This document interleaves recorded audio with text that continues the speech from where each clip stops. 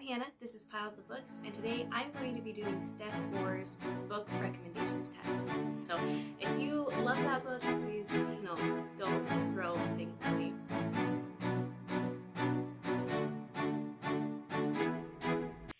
Okay, so I came across this actually, I don't know, a few months ago and kind of forgot about it. And then I had something else planned that I was going to film for today, but a couple of my kids aren't feeling the best. I'm not feeling the best, so I wanted something a little bit more low-key. And I thought, oh yeah, there was this tag that I really enjoyed watching her do. So I refound the video, rewatched it, wrote down the questions, and then I've been brainstorming my answers for a while. So I am excited to share this tag video because it was a lot of fun to watch. Okay, so we are going to get right into it. The first question is a book that you tell people is your favorite. When I read this book, it was the first time, I think probably in my life, that I felt like, okay, this is my favorite book. And that is The Harvester by Gene Stratton Porter. So I did talk a bit about this book in my favorite love stories video that I did around Valentine's Day. So it's just about a bachelor. He is known as the Harvester, and his dog, and he, through just kind of a silly turn of events, he decides that he's going to get married, so he goes to town to find a wife, and just the story of it is so engaging.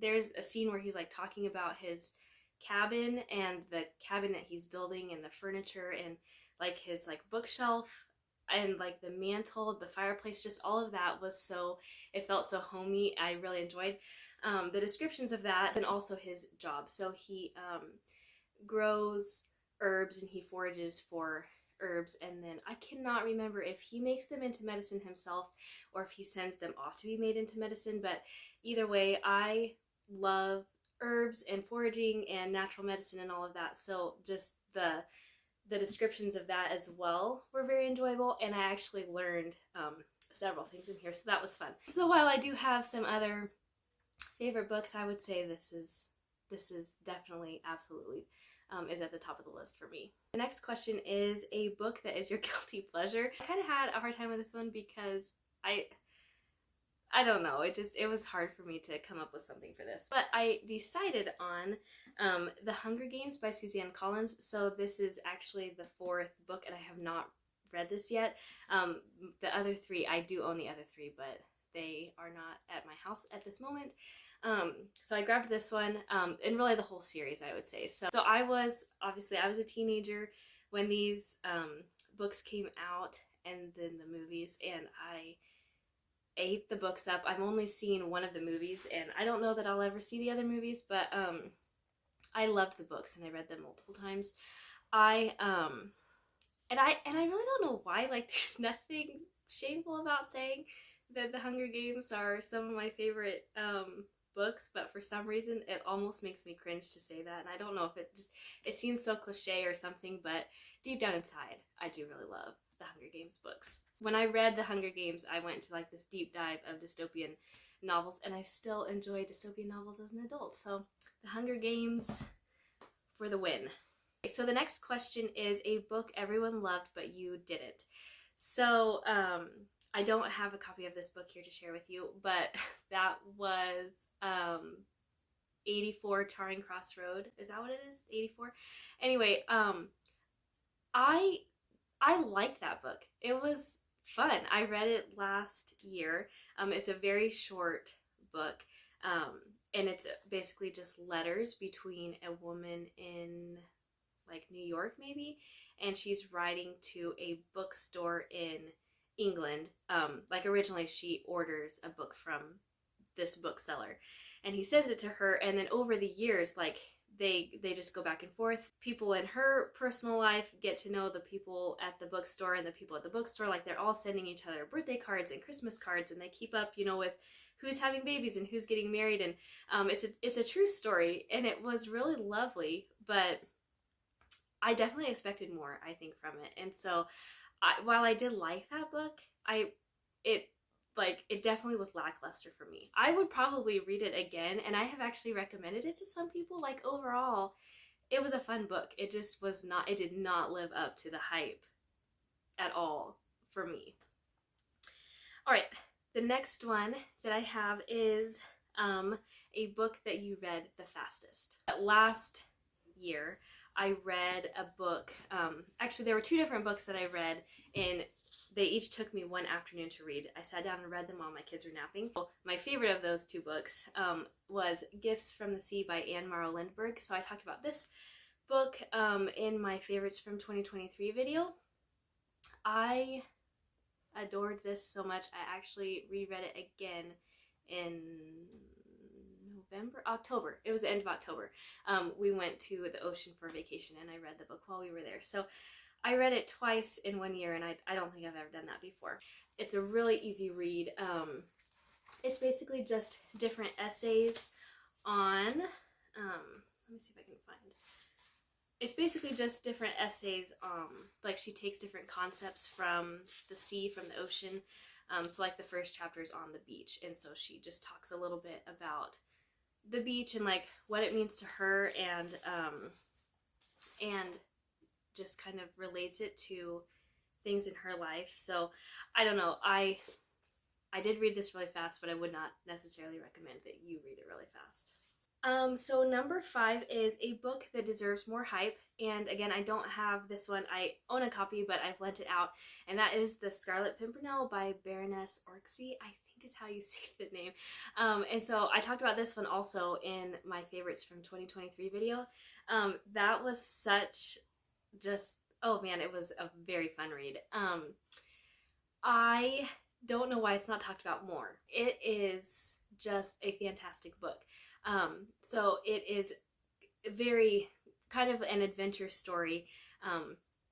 There is a man who is somehow getting people out from France during the French Revolution, and like, you know, everybody knows that he's doing this, but nobody can catch him, and he is really becoming a nuisance for the people in France, for the, what were they called?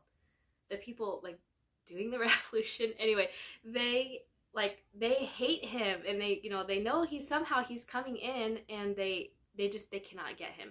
Anyway, and so then we have, on the flip side of that, we have a husband and wife in England, and their marriage is just not, I wouldn't necessarily say on the rocks. Like, they love each other, but they've just kind of fallen out. Like, they're not really friends anymore, I guess you could say. So, you know, they're married, they're in love, but they no longer have the friendship that they had when they were first married. And so we have that kind of just depressing story, and then how that ties in with the Scarlet Pimpernel and his story. Oh boy, it was a good time.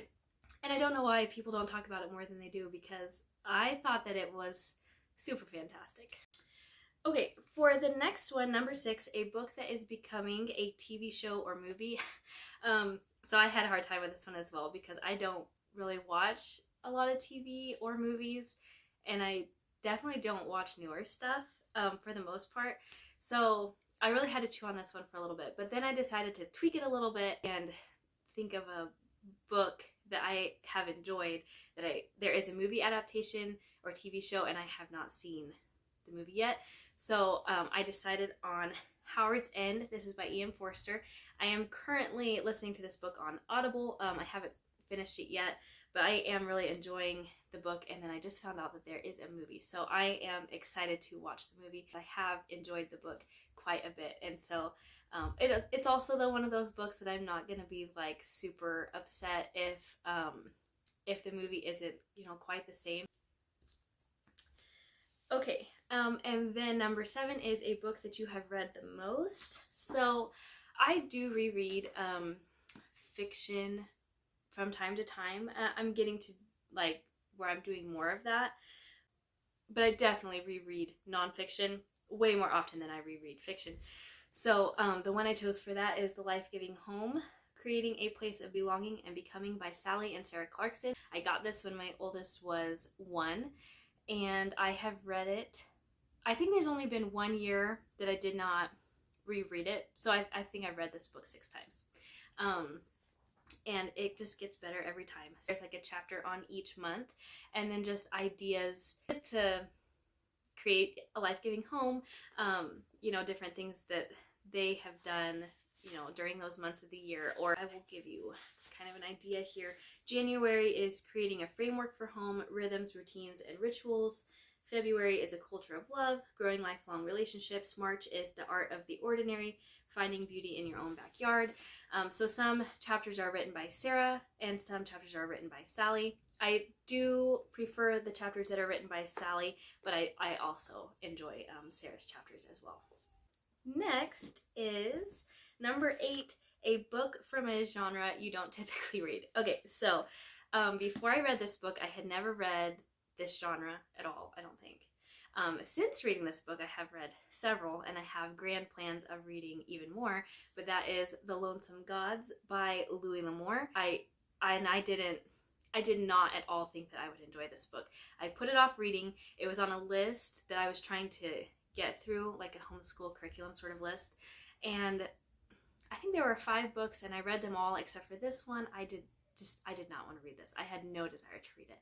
And then I got it from the library, and I picked it up, and I couldn't put it down. This book was so good. So this book is about a young boy named, Johannes Verne, and he becomes an orphan kind of through a sad chain of events, and then I think kind of like a double orphan, because I think his grandfather was raising him, and then his grandfather also died. So they were in a wagon train sort of going to like California, and he ends up being raised kind of somewhat by Indians and some by outlaws. He becomes a very educated young man, and then he ends up finding his way to Los Angeles, and just there was a lot of, several like side storylines and stuff going on in here. I really like this book a lot, and I totally intend to reread it very, very soon. It was good. I could not believe how good it was, and it did open up this genre. The only other Westerns I have read are by Louis L'Amour, and I've loved all of them. So I don't know that I'm necessarily going to branch out into that genre away from Louis L'Amour, but so far I have enjoyed the Western genre through Louis L'Amour's books. So for number 9, a book that deserves all the hype it gets, I chose Unbroken by Laura Hillenbrand. So this book, definitely the hype has died down. This book, I'm not sure, when did it come out? I read it in 2012. Is that when it came out? Let's see, 2010. And I felt like this book, everybody was talking about it, everybody was reading it. So this is a story, it says a World War II story of survival, resilience, and redemption, and it is absolutely that. So this book had me in tears multiple times as I read it. I was 18. This book is about a man named Louis Zamperini. He was from, I want to say he's from California, and he was a runner in high school, and then I can't remember if he got drafted into the military, or if he just joined, but either way, he ended up being lost at sea with some of his buddies, and miraculously they survived that, but they were picked up by Japanese soldiers, and so they went to a prisoner of war camp, and they were there for quite a while, and they had some very, very tough experiences while they were there. So then he gets out and he goes home, and like the aftermath of that, he became like addicted, an alcoholic, and just several things. And he turns things around, and just the whole story of that was it was very inspiring. And just, I don't know, it was good. I am really, really glad that this story was written and shared, and that so many people have read it. And this is definitely one that I recommend to a lot of people. Not everybody. It's not everybody's cup of tea, but it is one that I recommend. I have bought this book for other people, and it is definitely going to be like on a reading list for our homeschool high school years. Okay, so number 10 is a book you usually recommend when asked to give a recommendation. So this one definitely made me sit and think for a while too, because I read a very wide variety of books, and so I get asked this question for a wide variety of books. So I couldn't bring something for like every genre, but I decided the question, I think like what I get asked the most is, what do your kids read? Once I narrowed it down to that, then I decided on two series that I wanted to share here really quick, so I'm gonna grab those. Okay, so the books that I usually recommend when people ask me, like, what are your kids reading, are these Thornton Burgess books. I have two different editions. Obviously, these are easier to find, but these are more charming. And then I also have these Childhood of Famous Americans, and I have various editions of these as well. So the Thornton Burgess books, I did talk a bit in my last video, I think it was, about some of these, but they are just little animal adventure stories, and they're all kind of like, they all kind of live in a community. So, Grandfather Frog might be in here with Prickly Porky, and then there's a whole book just about Grandfather Frog and his adventures. Anyway, these are very cute and have been so well loved by my kids. Like, I've read some aloud, but then also they are great for like, these were some of my son's beginning chapter books, probably actually his beginning chapter books. These were very good. And then the Childhood of Famous Americans are exactly that. They are just biographies. Oh yeah, there are some illustrations. Biographies of famous Americans, and it focuses on their childhood, but it does give some information. They grew up to be, the President of the United States, or, he grew up to write the Star Spangled Banner, which is our national anthem, or whatever. Anyway, these books are just fantastic. We have loved these. I've read many of these out loud, but then also these were some of my son's first chapter books, and my 6-year-old, my daughter, is itching to be able to read these because she has heard her brother talk about them so much over the years.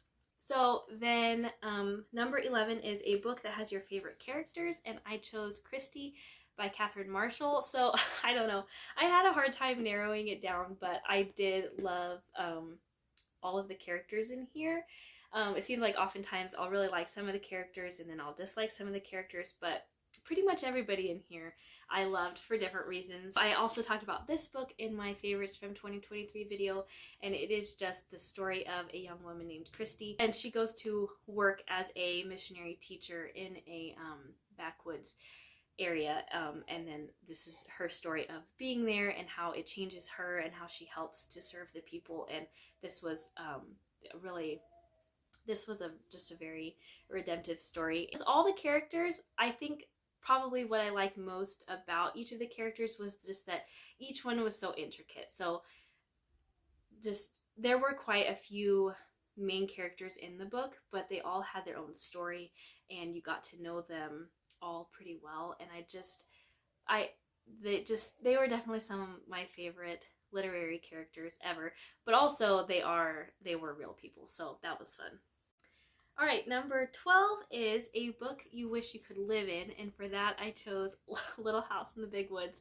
So I know that this time period is very romanticized in these books, and I know that people have opinions and issues with these books. I can totally see some of those concerns there, but these books also are just very cozy and homey to me. I have such good memories of reading them aloud with my dad and my siblings, and then I've read them with my kids. I've read them on my own. We've listened to the audiobooks. There's just something very cozy, I guess, and sentimental, nostalgic about these books for me, and if I could live here even for a day, I would do it. We're getting close to being done. Number 13 is a book you thought you would hate but ended up loving, and for that I chose Jane Eyre by Charlotte Bronte. So I can't necessarily say I thought that I would hate the book, but I did not think that I was going to enjoy it at all. I had seen apparently a terrible movie adaptation and loathed it. Like, when I got done watching it, I just thought, what on earth? What was that? Like, that was terrible. I had no desire at all to read this book, but my very, very dear bookish friend read Jane Eyre and loved it. So I decided, okay, well, I'm going to have to see what it's all about. And I read it and it was excellent. So it's about a young woman named Jane, obviously, and she is an orphan and she's raised by her like aunt and uncle. But they have their kids and they don't care for her really at all. And then I think, does her uncle die? And then she has just her aunt. And her aunt is related by marriage, so they're not even blood relations, and she treats her terribly and then ends up sending her off to a boarding school where she's treated terribly, and just like all the girls in the boarding school were, but okay, that better. And then anyway, so she goes to work as a governess for this man. It's kind of a mysterious situation, and then things go down, the story unfolds, and it's pretty much a page turner from that point on. And so even though I knew like some of the main parts of this story and I kind of thought I knew how it ended, I still was just eating it up. I could not get enough of it. It was so good, and so much better than the movie adaptation that I saw. So much better. So this is actually going to cover the next question as well, a book that made you cry. I could have chosen, I mean, like, so many books for this. But the reason that I decided to just stay with Jane Eyre is because I cried, like, all the way through. This book had me crying, like, in the middle, multiple times. It had me crying, you know, like 3/4 of the way through the book. It had me crying at the end. I did a lot of crying with this book. In a good way. It was very good. So the very last question, number 15, is a book you wish you could read for the first time. Again, I could name Jane Eyre. I could name Christie. I could name The Lonesome Gods. Do you see a theme here? Like, I have just some really, you know, solid favorite books. But the one that I chose is The Harvester by Gene Stratton Porter. So there were just a lot of twists and turns, and I think it has been long enough now that I could read it, and I don't remember every single detail, but of course it's not like reading it completely for the first time again. But there was definitely a part in this book where just the story was changing and you didn't know where it was going to go. And like, I knew how I wanted it to end, but it also seemed like it was going to end in a different way. And then it changed even from that. Like, I definitely do wish that I could read this again for the first time. It just had me so captivated, and it was such a lovely book. Okay, so that is all I have for you today. Those are the 15 questions for the book recommendations tag. I had a lot of fun making this, thinking up my answers for all of these, and then gathering the books. And so I would absolutely love to continue the conversation in the comments. I will definitely put the questions in the description box below so that you can find them easily. I would love it if you want to answer them in the comments. Yes, let's definitely continue the conversation below. Thank you so much for being here, and we will see you in the next video.